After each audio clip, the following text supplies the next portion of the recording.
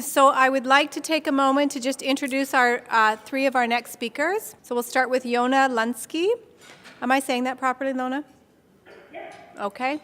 Yona Lunsky directs the, Azrieli Adult Neurodevelopmental Center at CAMH and is a professor for the Department of Psychiatry at the University of Toronto and studies the mental health of individuals with neurodevelopmental disabilities and their families. She has a strong interest in co-designing interventions to better support families in their caregiving role. Johanna is a clinician scientist at the Azrieli Adult Neurodevelopmental Center at CAMH who focuses on the health and well-being of individuals with neurodevelopmental disabilities, including their families. She is involved in studying and delivering interventions for caregivers and individuals with developmental disabilities, as well as projects examining health service utilization and mental and physical health issues in this population. Redquest is a postdoctoral fellow at the Azrieli Adult Neurodevelopmental Center as well at CAMH. Her research interests include the well-being of individuals with developmental disabilities and their family members. So take it away. We're so looking forward to your presentation. Okay, so we're going to give you the slightly condensed version, and we thank everyone for staying with the weather. So I'm going to start things off. Okay, so the first thing, we sort of want to pause. I think the reason why we wanted to give this particular talk and a lot of our thoughts around this research is that when we think about health and well-being, I think it's quite natural for parents to be thinking about their kids. So you see here, images of different families where there are kids with FASD. And the point we want to make is that, it's really important, and I'm sure you've already heard this today, to not just be focusing on the mental health of the children, but also of the parents. And that's a big part of what we do. So we thought we'd take a few moments just to kind of say who we are and sort of how we got here. So thanks for reading the introductions about us, Angela. I guess what I just want to add to it is that, full transparency, I'm not an expert in FASD at all. I focus on, and the same as Bri and Johanna, we've been focusing on families of kids with developmental disabilities more broadly, so including this group, but not exclusive to this group. And the other thing is that we've been focusing, some of our more specialized work has focused on another group of individuals and another group of families, and that's families in the autism community. And we appreciate that these things are not one and the same, which is why we're really excited to be able to talk about some of this. So these new sort of articles, these guidelines, all these things should not be new to any of you. And in fact, I'm sure you've spoken about these things, including the most recent New York Times editorial.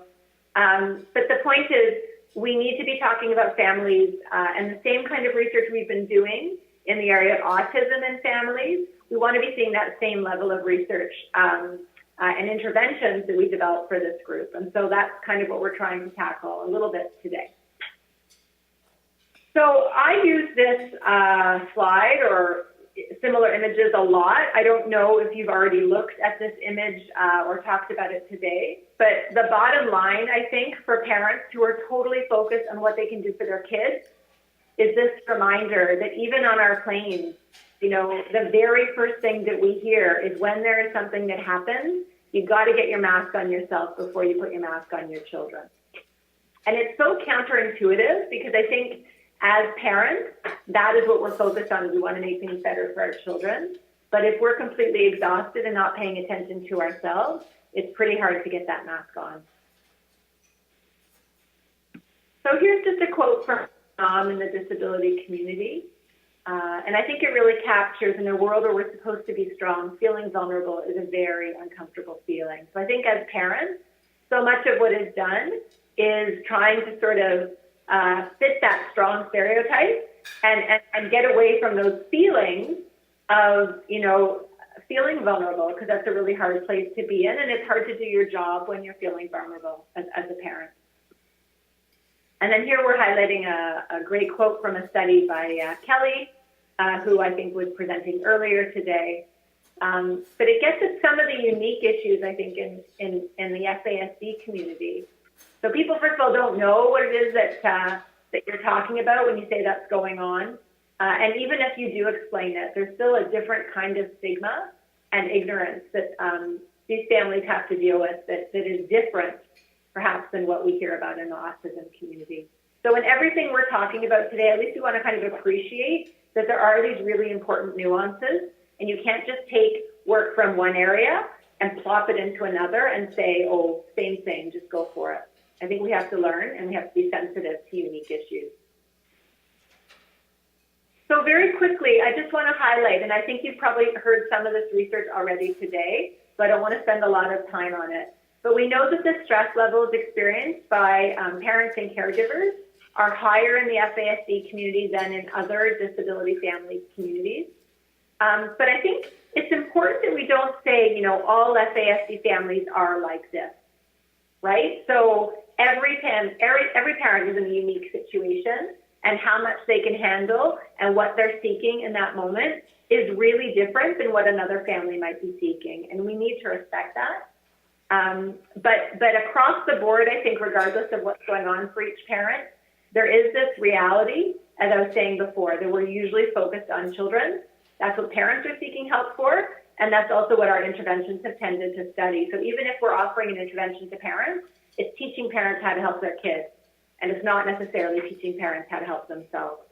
And the other thing that I think people have learned, and I'm assuming you talked about this earlier today, is that going to a support group meets some families' needs. It doesn't facilitate every family's needs. So some people find it helpful. Some people find it helpful for a period of time, and then they need to do something else. Some people find it's hard to hear either the stories about how great things are or how well things are working for one family, or it might be really hard to hear about how awful a situation is that isn't quite as awful as your own experience. So, and some parents really like the advice they get from others, but other parents are like, hey, please don't, no more advice giving, right? So it's not for everyone. So this is just an example of an activity that we do in some of the groups that we offer, and we thought if people even wanted to sort of take a moment, I can't actually see, Angela, how big the group is of people that are there in person, but you know, so much of why we need to put the masks on ourselves is really about recognizing what are the things in our lives currently that are taking our energy or depleting us. So we would actually have parents in a group kind of thinking about drawing. We might use like brown fallen leaves for this exercise, where parents are writing down what are some of the things that they do in their day-to-day that deplete them of their energies. And so you guys can take a few moments now if you wanted to write down a few of the things that deplete you. You can talk about it amongst yourselves. Or Angela, you can guide us if you want to skip some of the experiential parts of this presentation because people are eager to go. You can condense them. Well, we can take a minute. Can we just hear from the group? What kinds of things deplete us? What kinds of things take our energy away? Negativity. Mm-hmm. Yes. Feeling misunderstood? Would that deplete you? Right. Yeah. That in addition to, yeah. Guilt, which is what I'm feeling right now, leaving my son at home with my sister, and they're stuck here. Yeah, so the feeling of guilt, leaving your child with somebody else leaves them feeling guilty. Can you hear us okay? Anything else? A profound sense of loneliness with no support from family, from friends, from community, that they're really just on their own. Being told by the agency that the problems with my granddaughter was because we weren't parenting the right way. And we weren't punishing enough. So, and there may be other things that people aren't comfortable sharing or they're just coming up in your head. But part of this exercise is really recognizing how many things in our universe deplete us of our energy and make us look like that barren winter tree. So as one of the activities we might do in one of our caring for the caregiver kinds of groups, we would do an activity like that, sort of individually or talking in pairs or doing it as a group. And then we would switch to think about what are the different things that we do in our lives that focus on nourishment, right? So there's some things that just strengthen us. And again, it's very individual. So like my work actually often nourishes me, but for some people, their work might deplete them. So I think it depends on who you are. You know, some people feel nourished when they eat good food, and other people feel like they've just been binging on food and they feel like crap, right? So what nourishes us may vary, but it's good to take a few moments just to think about what are the things that nourish you in your life. Does anybody have anything to say? What nourishes us? Spending really productive time with the kids. So spending productive time with our kids. Fun time with them. Yes? Sleep. Uninterrupted? Aha. Right? Yep. In our family setup, we have our own business, and so our son, as much as, it's productive time and it lets him be employed, and it really is wonderful to watch how successful he is in that moment. Yes.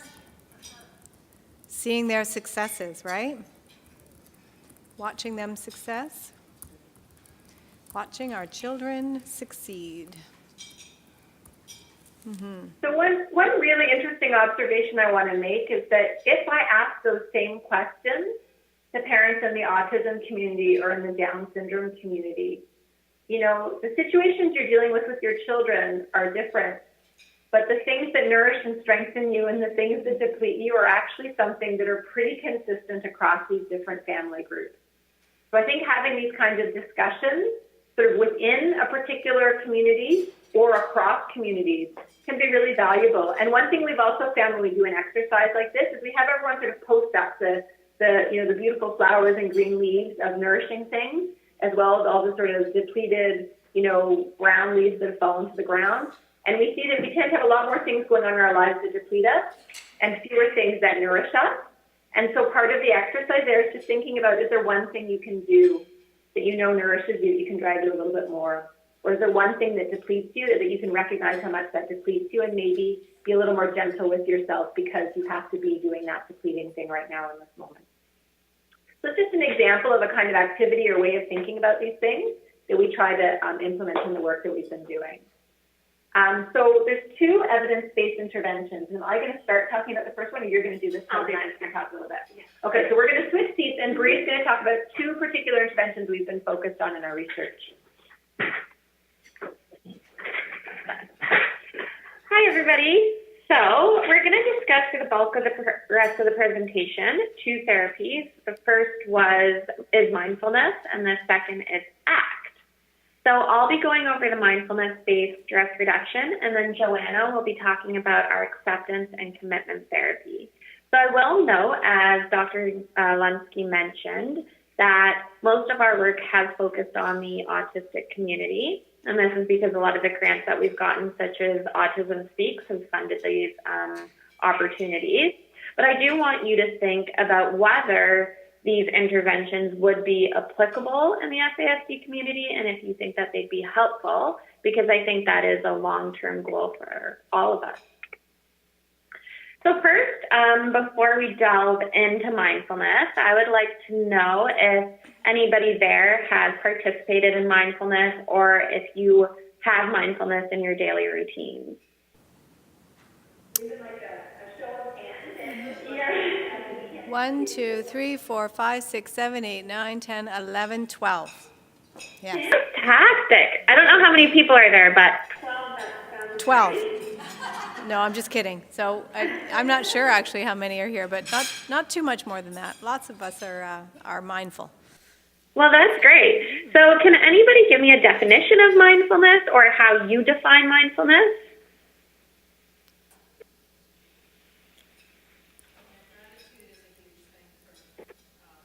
For me, it slows me down. It just makes me stop and kind of rethink what I'm trying to accomplish. Right. Well, that's great. So I have a definition here from John Kabat-Zinn, the founder of Mindfulness-Based Stress Reduction. And his definition of mindfulness is paying attention in a particular way, on purpose, in the present moment, and non-judgmentally. And the goal of mindfulness is to really change the way that we experience negative emotions by teaching us to non-judgmentally accept them. So before we go into what the format of our mindfulness groups look at, I wanted to do a quick mindfulness exercise. Well, we'll do a couple, and they're all very brief, but I think that they're really nice to share with everybody because they're good to have in our back pocket so we can do these when stressful situations come about throughout the day. So the first is called the starfish or the 5-finger breathing. So I'll ask everybody to put their hand out in front of them. And what I want you to do is I want you to trace your fingers. And as you go on the outside, I want you to take a deep breath in. And when you go back down, or I want you to take a deep breath out. And I really want you to think and become aware of how you feel. So we'll just do it for our 5 fingers.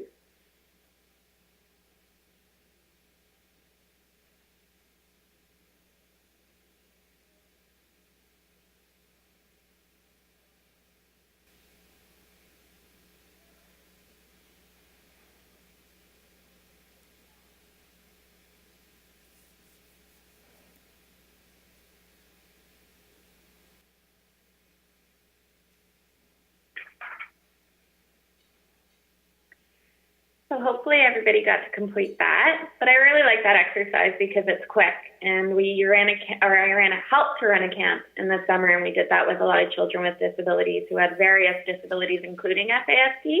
So it's quick, they could pay attention, and I think that they really enjoyed it, and it did calm them down quickly.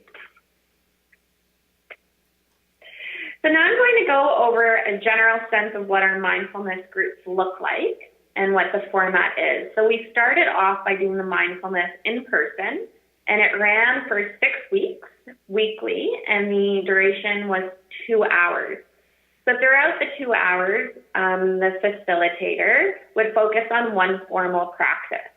So an example would be body awareness, which really aims to truly understand the sensations and emotions in our body.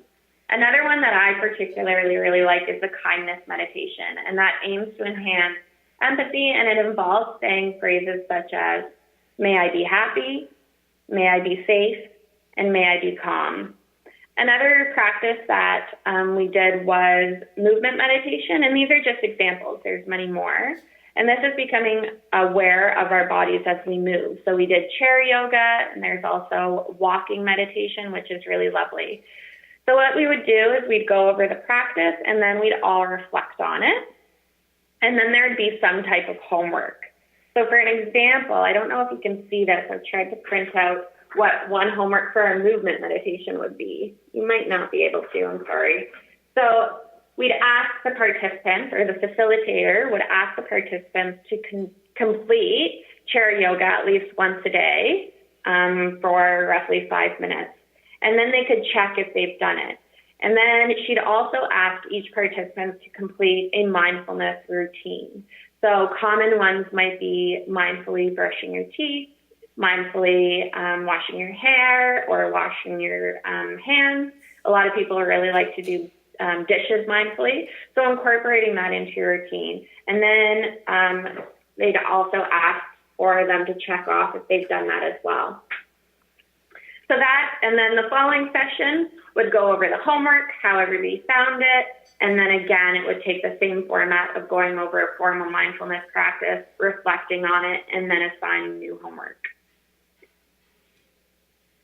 So to assess the effects of mindfulness, to see if it was effective, Dr. Lunsky and her research team did a it was a research study comparing mindfulness intervention to an information-based intervention for parents of adults with autism spectrum disorder and other developmental disabilities.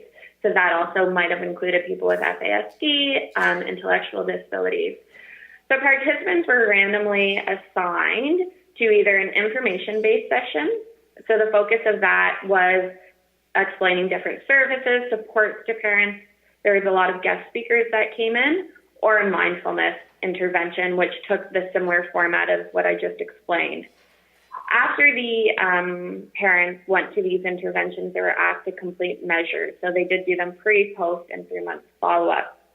And what Dr. Lunsky found is that the participants actually really enjoyed both groups, but there was a significant reduction in the psychological distress in the mindfulness group. So what the researchers proposed was that perhaps mindfulness taught the parents a skill to effectively cope with negative feelings, whereas the information group might have not done that. And Dr. Lunsky is going to take over the further findings. Yeah, just to add to that, both types of groups, when we ask the families, what did you think of the group? Families formed connections with other parents. They kept some things up after the group was over. They enjoyed both groups. The attendance was pretty comparable across the groups. So bottom line is that meeting together and being together in itself is an intervention, but it's not the same extent of an intervention as actually giving parents some specific skills. So parents need more information, more skills in terms of what they can be doing together, as opposed to just hearing about stuff or connecting with one another.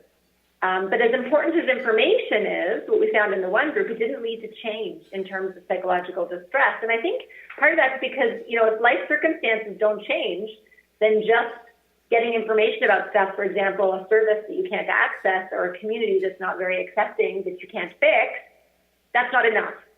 So we do need to teach people skills to deal with the stress in their lives that is at this moment not changing.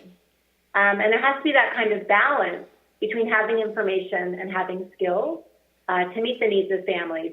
And the other thing is that balance has to take into consideration that families have only so much time, right, where they can participate in things. So what are we going to do to support them in that little bit of time, that precious resource that they have? So before moving on to our next focus of mindfulness, which is our virtual mindfulness group, I'm going to do one quick mindfulness exercise, which is called the 5 senses exercise. So if everybody can sit comfortably, we'll quickly go over this one. So I first want you to notice 5 things that you can see. So look around you and bring your attention to 5 things that you can see. Pick something that you don't normally notice, like a shadow or a small crack in the wall.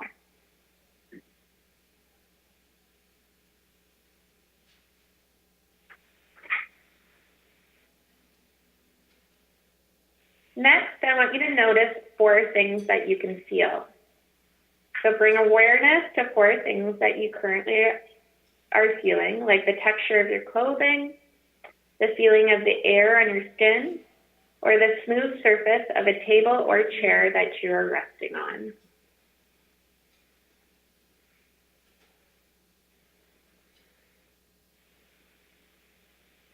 Next, I want you to think of 3 things, or notice 3 things you can hear. So take a moment and listen to 3 things that you can hear in the background. This can be the sounds of nature, the hum of a refrigerator or fan, or the faint sounds of traffic from a nearby road.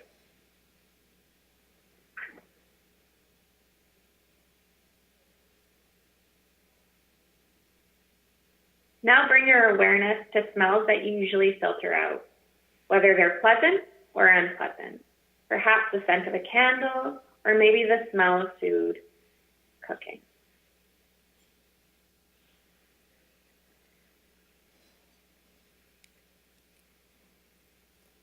And finally, I want you to notice one thing that you can taste.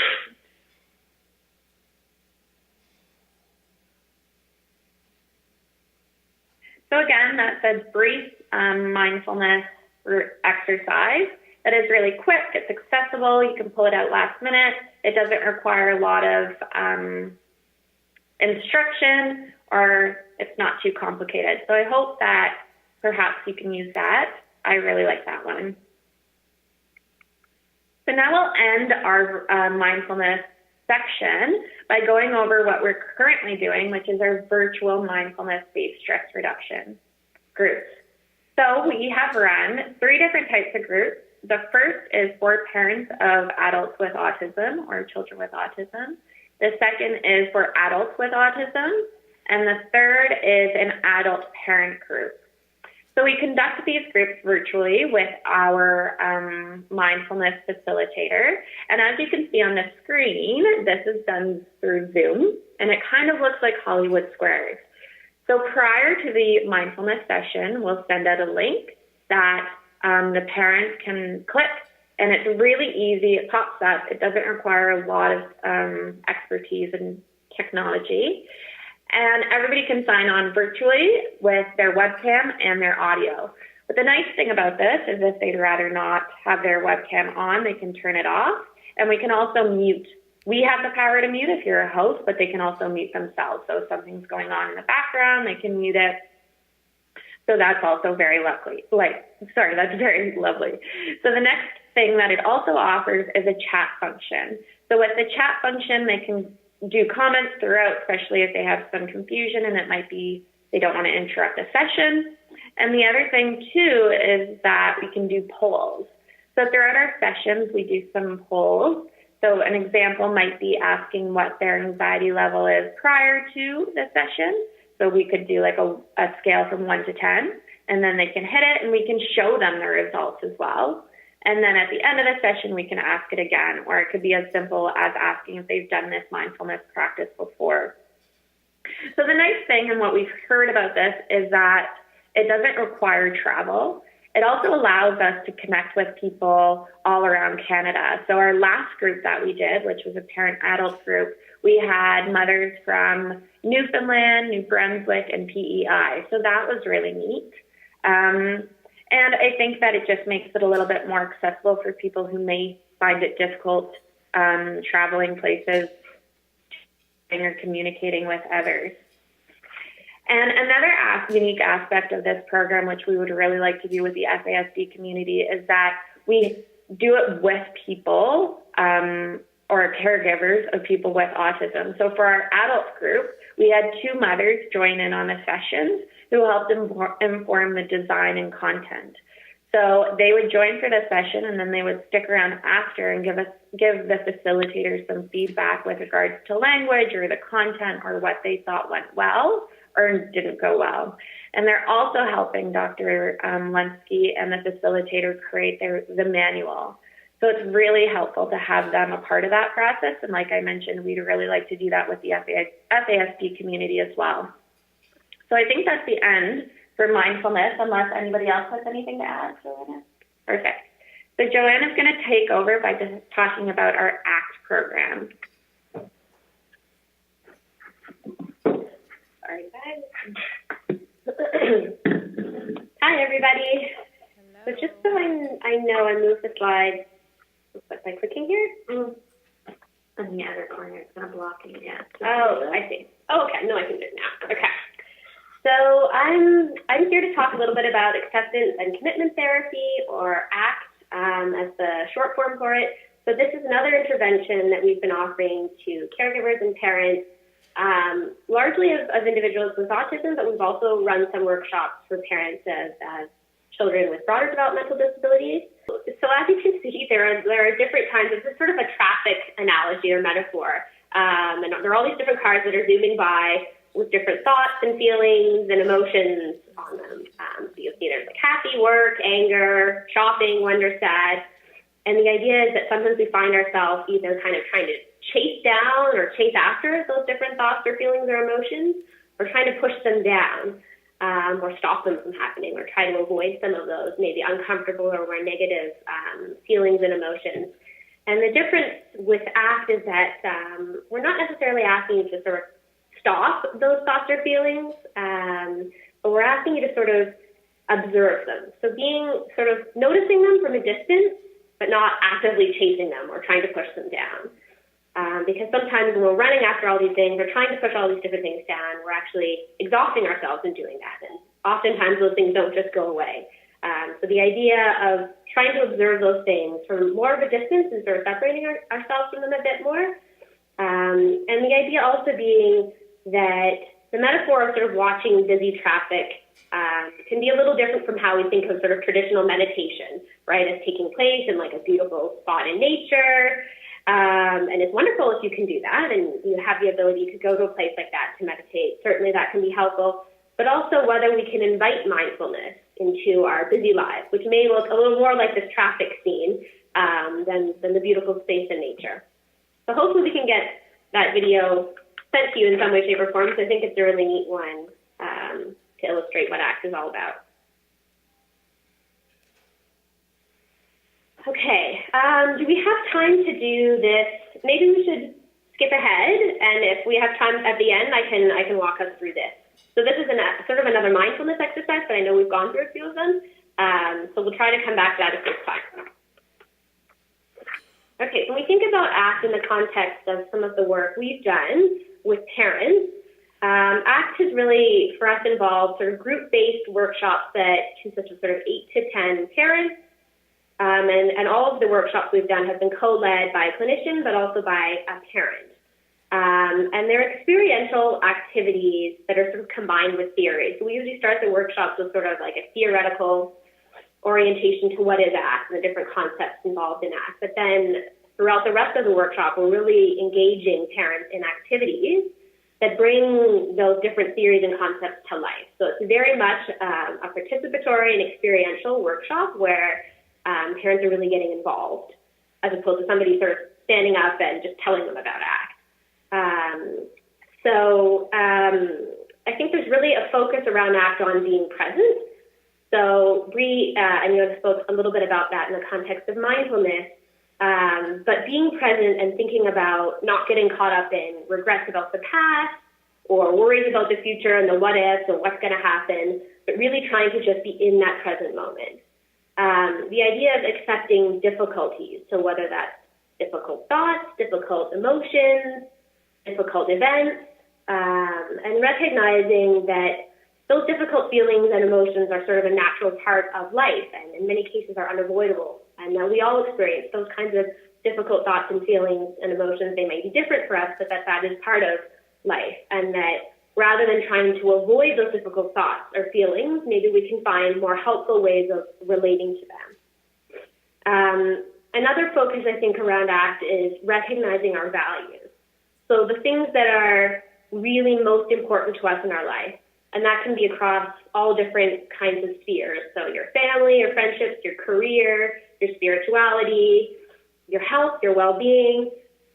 So really taking the time to think about what are those values that I hold dear to myself and that are really important to me. And then we talk and ACT about taking action in the direction or sort of service of those values. So taking action in a way that is taking you in the direction of what is really important to you. So recognizing what is important to you and then directing your actions in a way that is in line with those values. So mindfulness is certainly woven into a lot of the work that we do in ACT, but there's also a focus on developing, I think, some other skills around sort of identifying those values, taking action, and what we ultimately hope is what leads to sort of greater psychological flexibility. Thanks, Bree. Okay, this slide is sort of a result of a study that was conducted evaluating ACT for mothers of children and youth with autism. So it was a study that was focused specifically on the autism community. It came through funding, and it was focused on women's health because the funding actually came through Women's Exchange. So the study just involved mothers, but it was mothers of children with autism who some of them were young children, some of them were adolescents, some of them were young adults, a really broad range of functioning, children with different kinds of mental health and medical comorbidities. So I think there was a fair bit of breadth in terms of the types of mothers we had as part of the workshop. So the study involved 33 mothers who attended a brief ACT intervention that was co-facilitated by a parent, but also by a mother of a child with autism. So the actual format of the workshop is an evening, so sort of 3 or 4 hours, followed by a full day, and then an evening refresher 4 weeks later. So we asked participating mothers to complete measures of depression, stress, mindfulness, and health before the workshop, immediately after the workshop, and at a 3-month follow-up.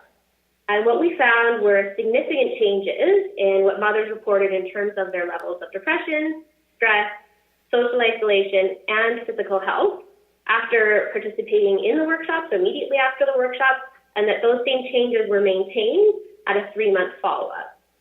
So I think these are sort of really exciting results that show that at least for this group of mothers of children with autism, that this brief ACT intervention seems to have psychological and physical health benefits, and that those were maintained at a 3-month follow-up.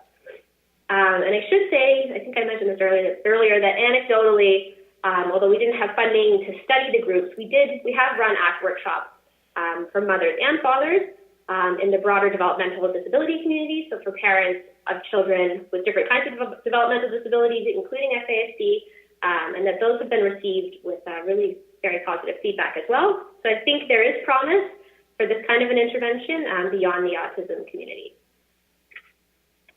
Okay, so before the ACT workshop started, we asked parents what they hoped to get out of the workshop, and these are some of the things that they told us. So strategies to help cope with sort of crisis and stress or difficulties that they were encountering in their own life, finding ways to achieve life balance. So not just feeling like you're putting out fires or dealing with a crisis, but also finding moments for themselves or for the things that are important in their life, whether it's family, friends, career, their own health and well-being, connecting with other parents. So I think particularly connecting with other parents in similar situations to understand their experience. So ways to feel less isolated or alone through that sort of shared connection. So self-care in terms of their own well-being, whether it's mental health self-care or physical healthcare or physical self-healthcare. And I think the important thing to note here, and Yona mentioned this earlier, is that this is what parents of children with autism told us that they wanted out of this workshop. But I think if we think about other groups, I think if we think of just parents generally, this is probably a lot of the different things that parents would like, but also parents from different disability groups, including FASD. I think we would probably here are looking for similar kinds of things.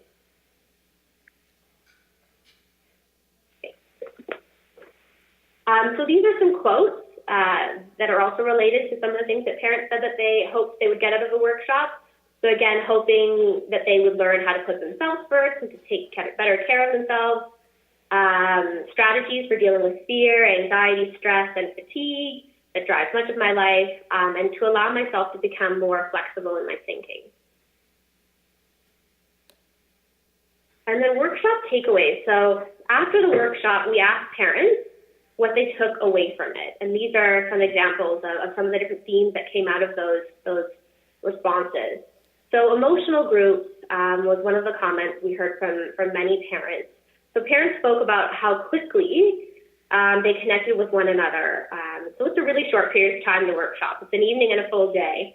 But that the space, the connection that they felt like it was a safe place to share and be vulnerable, and to be able to let others know about some of the difficult emotions or experiences they had encountered. And that really they did connect quite quickly in that short period of time. So around acceptance, that ACT helped normalize the notion of having negative thoughts, and that perhaps there are just different ways we can relate to those thoughts, but that having negative thoughts is actually a part of human experience, and that's something that everybody encounters. The importance of making time for myself. So Yona spoke about this in terms of the oxygen mask and really how we often forget to put the mask on ourselves first, and that it's often in this population people are very focused on what they can do for their child, but that it's really important to remember what you can do for yourself in order to be able to be present in all those different roles in your life. And then mindfulness. So learning how to incorporate mindfulness in sort of already busy and stressful lives. So that doesn't mean that you always have time to do a 30-minute meditation or go to a yoga class. But really finding ways to incorporate mindfulness into the everyday things you're doing. So whether it's like when you're having a shower, you're noticing the sounds of the water and the smells of the soap or the shampoo, or when you're walking to your car or to transit, you're noticing the sounds of the traffic or the colors of nature or the sounds of the city. So really trying to make it something that's doable and feasible for people in their everyday life. Okay, last slide. Really quickly, we asked parents also what they plan to do differently, sort of as a result of what they learned in the workshop. So they said trying to be present in those everyday moments. And sort of, I think another really key one is investing in values. So really becoming aware of and reminding ourselves of what's truly important to us. That can be really easy to forget. And reflecting on those values when we take different actions in our life. Or when we're at a crossroads with a decision, so just thinking, is action taking me towards or away from what's important to me or what I value? Okay, So now back to Yona. So thank you. We're imagining, we're trying to allow you to see our faces. We can't see your faces, so we can't tell how much you're able to sit and mindfully take in the things we're talking about and how much you're thinking about things going on outside of the room and whether you need to move on to those things. So we're trying to go through this quickly, but not too quickly. This slide is just to give a little bit of thought to people about things we think about that we would encourage you to. So one is we think these kinds of interventions are important, and it's important for us to study them, although this isn't in the slide, because I think when we think about what gets funded, you know, things that have evidence are things we want to be doing. If we do amazing things in the FASD community, but we don't study them, we can't show decision makers that we have the evidence to show they work. So we don't have the evidence showing that these examples of things work specifically in this community, but we do have some evidence in other communities or in development stability broadly, and we know that they can be effective. So it's an important thing to be thinking about. One thing that's important about the two interventions is that we don't just sort of have experts who are clinicians. We recognize that families are really the greatest experts on what they need and on their children. And so families work jointly with clinicians to make these interventions work. And I think that that has a really important value for families who are taking the time out of their busy lives to learn something new. And also, we've seen and supported families who have learned to take on that kind of role. And it's been really empowering to them, and it's been really helpful to them in their sort of in their personal and their jobs, because we're creating new jobs for families and new skills, but also in terms of how they're incorporating those things into their lives. So where we want to go next, we think that we should be doing more work in this community, think about how to adapt some of the programs that we already have, and also to look at how we evaluate some of the existing programs within the FASD community. We think the definition of family needs to be broad, and certainly I think we learned that from your community, because it shouldn't just be targeted towards moms or towards dads or biological parents. We have to recognize how big family can in fact be. We need to get creative when it comes to reaching people who are not at our front door right here in Toronto. So virtual interventions, as Bree mentioned, can be quite helpful, or brief opportunities for people in different locations, training up people in different settings, coming up with interventions that can move, or they can even combine some in-person stuff with some virtual stuff. Continuing, as I said, to get the data that shows us what works and what doesn't. And then having sort of manuals and things that we can share that different groups can be using. So, you know, we'd invite you to think about maybe if there's one thing you got from our workshop or one thing you can use in the work that you're doing either as a family member or as someone who works in the field with families, one thing you might be actually articulating. This is similar to an ACT. We talk about what's your value and can you make one commitment to one activity that you can do. So we're encouraging you to think of one activity that you might want to do based on this. But instead of telling us those activities, there is a little bit of time we've tried to leave in case you have specific questions or comments for us. And we'll put all of our faces back on the screen so you can direct it to any one of us. All right. Does anybody have any comments or questions?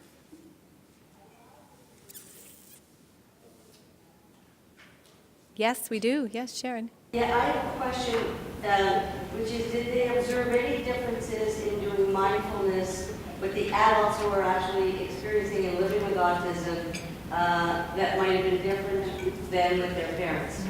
Okay. So the question here is, did you notice any distinction between the outcomes for adults experiencing autism compared to parents who were living with children with autism? Did I get that right?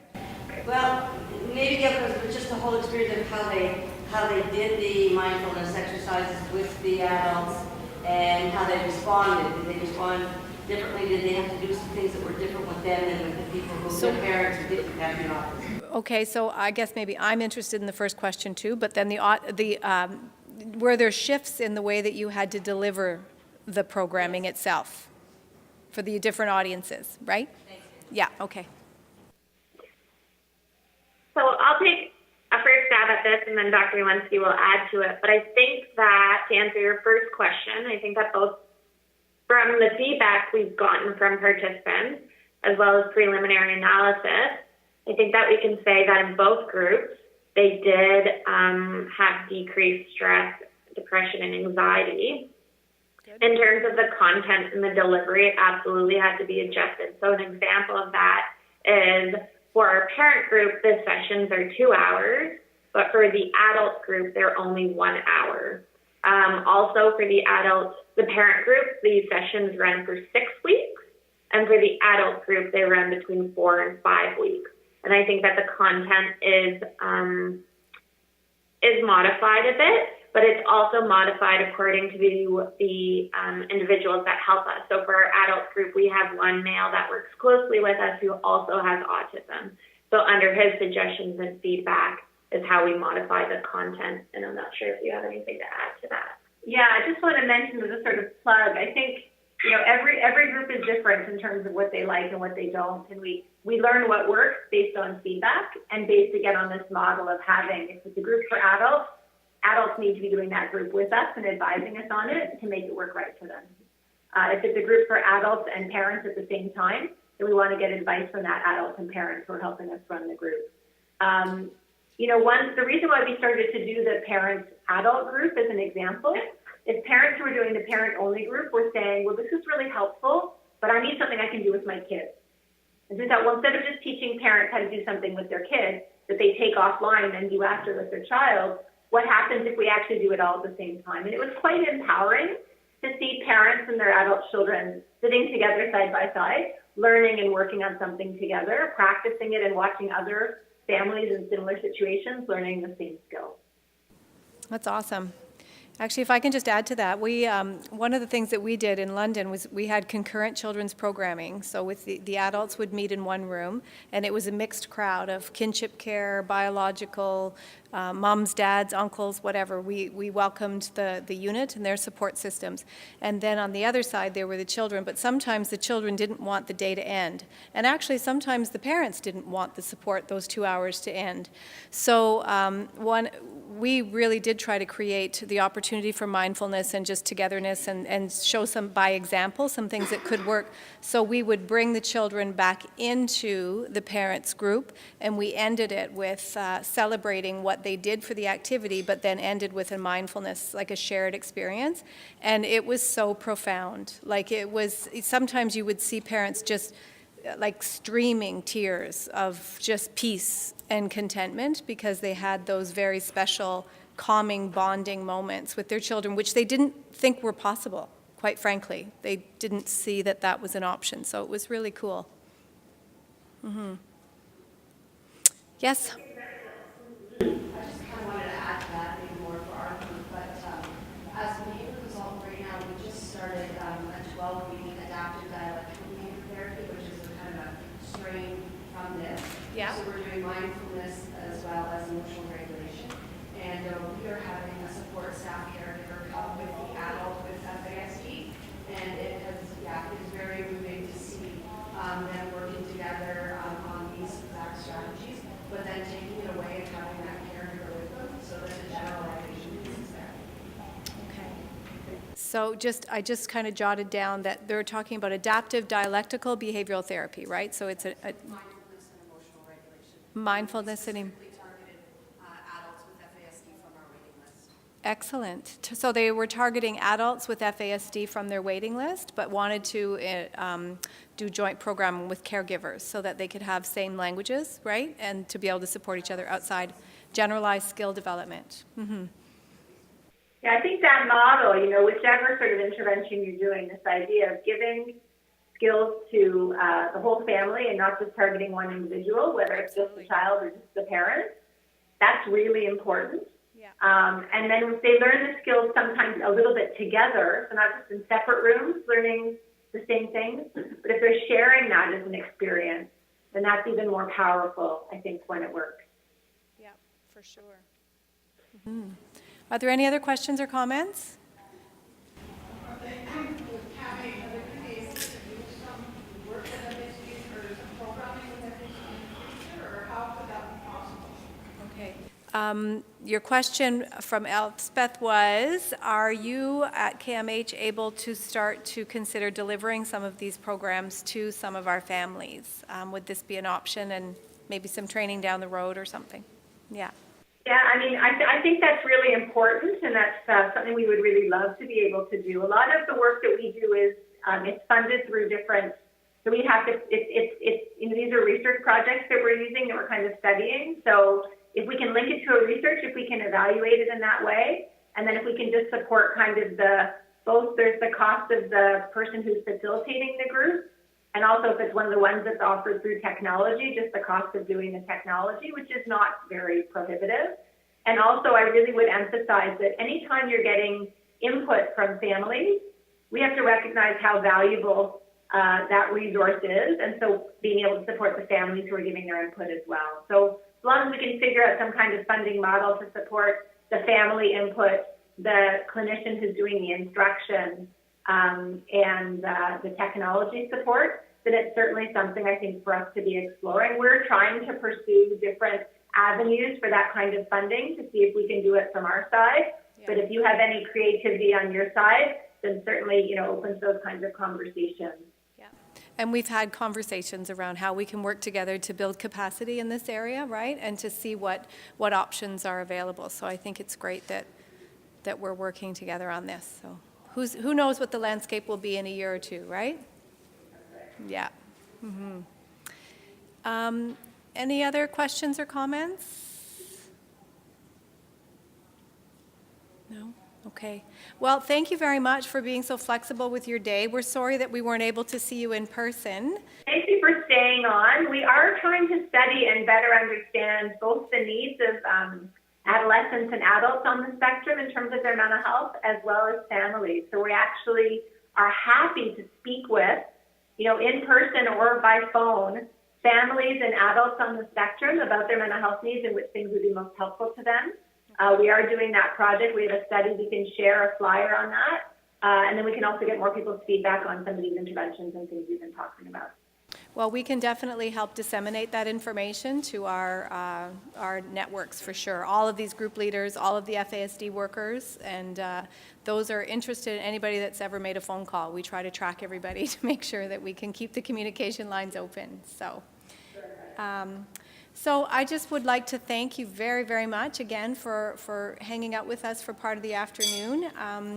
Some really good takeaways. I think that although there are obviously some commonalities and some themes for all parents, I would argue for every parent, and certainly for parents with those who have disabilities, I think all in this room do recognize that there are some unique perspectives with regards to FASD, and I know that you guys understand that as well. Just the fact that it's been so invisible and so misunderstood and so misdiagnosed and so judged harshly, to name a few. But these children are amazing, and when we honor those gifts and really nurture the skills rather than focus on some of the areas that are difficult, like all of us, again, we do fly. We really do much better. So these are opportunities. Again, we all experience distressing moments in time and at varying levels of degrees.